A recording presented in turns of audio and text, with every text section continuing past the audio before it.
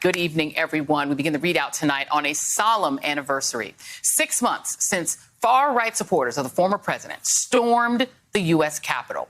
While many Republicans have done everything they can to downplay what actually happened, some are downright proud of their role in attacking American democracy as they continue to spread the big lie.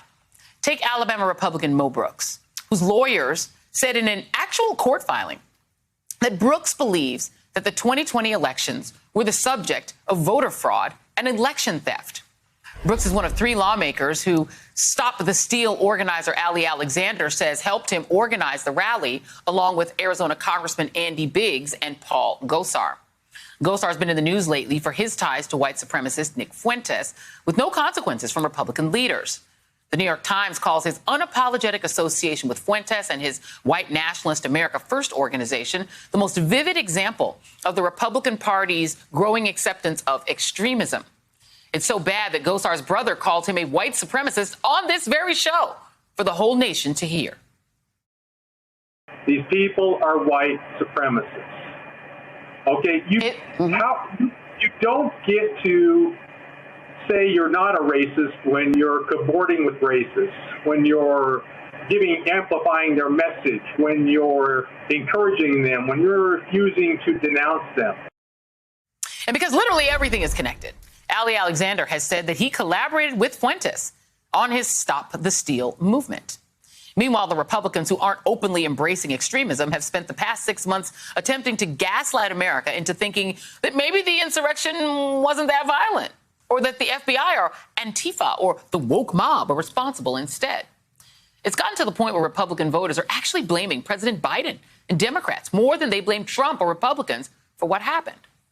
Republicans have done everything they can to fight a committee that would investigate what happened. And there's still a lot of unanswered questions. A lot of unanswered questions out there. I mean, the FBI is still searching for suspects. They released a host of new video today of assaults on police officers, some of which may be disturbing to watch. Let's see one video. It includes cops getting tackled and pummeled to the ground, projectiles thrown into the crowd, and insurrectionists snatching police officers' batons right out of their hands. The FBI still doesn't know who left pipe bombs at the DNC and RNC the night before the insurrection, and we still don't know the status of the investigation into Ali Alexander, though the Washington Post reported in February that the government is investigating potential ties between those physically involved in the attack on the Capitol and individuals who may have influenced them, such as Roger Stone and Alex Jones and Alexander. And questions remain about whether Republican lawmakers gave the insurrectionists tours in the days leading up to the attack. Joining me now is Congresswoman Val Demings of Florida. She was an impeachment manager in the first Trump impeachment and is a candidate for the United States Senate. And Congresswoman, I have to start with you on the open white supremacy that's being flaunted at this point by Paul Gosar. His own brother said he's a white supremacist.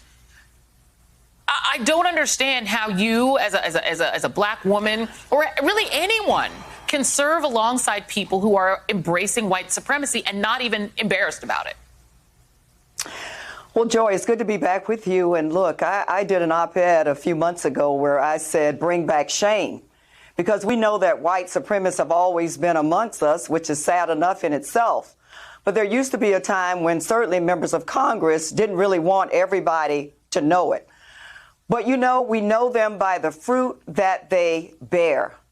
We also know what happened on January 6th, although we have been asked to not believe our eyes and our ears. This is a sad day. It's a sad reminder of what happened 6 months ago. And regardless of members of Congress who are white supremacists or choose to hang out with them, regardless of those who helped plan or helped give tours or helped to incite, we are going to get to the bottom of it. And I am so glad that the Speaker has impaneled this select committee. We are going to get to the bottom of it. And I do have a question for you, sort of on a law enforcement kind of theme, but does it surprise you, and, you know, and Florida is a small world, as you and I both know, that people like Marco Rubio, who you're running against the United States Senate, who tweets Bible verses every day for random reasons, these people aren't saying to themselves, I don't want to be associated with white supremacists. Where are the Speaker? Where is Marco Rubio? Where are all of these people who are constantly lecturing us about what history we're allowed to learn? Why aren't they saying anything? Well, you know, Joy, a long time ago, someone told me I'd rather see a sermon any day than to hear one. So Rubio can send out all of the Bible verses that he wants to. We're looking at not what he says, but what he does. We're talking about a man, as you've indicated, thank you for bringing it up, who has not said one word to denounce white supremacists since he's been in office, by the way. We're talking about a man who voted against an independent commission that would investigate the insurrection that occurred on 1/6. And so, again, we know them by the fruits that they bear. Rubio has not delivered. And as you know, that is exactly why I am running. Florida deserves better. Let me read the statement that President Biden issued today. He said 6 months later, we can say unequivocally that democracy did prevail and that we must continue to work to protect, to preserve it. That requires people of goodwill and courage to stand up to the hate, the lies, the extremism that led to this vicious attack, including determining what happened so that we can remember it and not bury it, hoping that we forget. We're seeing Republicans trying to bury it. But there are issues that are frightening, I think. Law enforcement being involved, fighting other law enforcement, demanding that they not follow orders. Members of the military being involved. Where would you start? If this was a police investigation and Val Demings was still the sheriff, where would you start in terms of this investigation? Would it be with lawmakers and their role? Where would you start? Everybody counts, Joy. But as I've said many times before, everybody's accountable. And that includes everyone who had any kind of role in what happened on January 6th. That includes the former president. That includes the members of the Senate. That includes the members of the House. That involves military, former or current, and law enforcement, former or current. We start at the beginning. We know that this did not just all happen on January 6th, but it had been planned for weeks and months. Who was involved in the planning? Who was involved in funding it? Who was involved in helping to excite it? Some of them we saw who had no shame, again, on camera on that day. But who else was involved in it? We saw the president. We saw members of the Senate. We saw members of the House. We saw the president's attorney.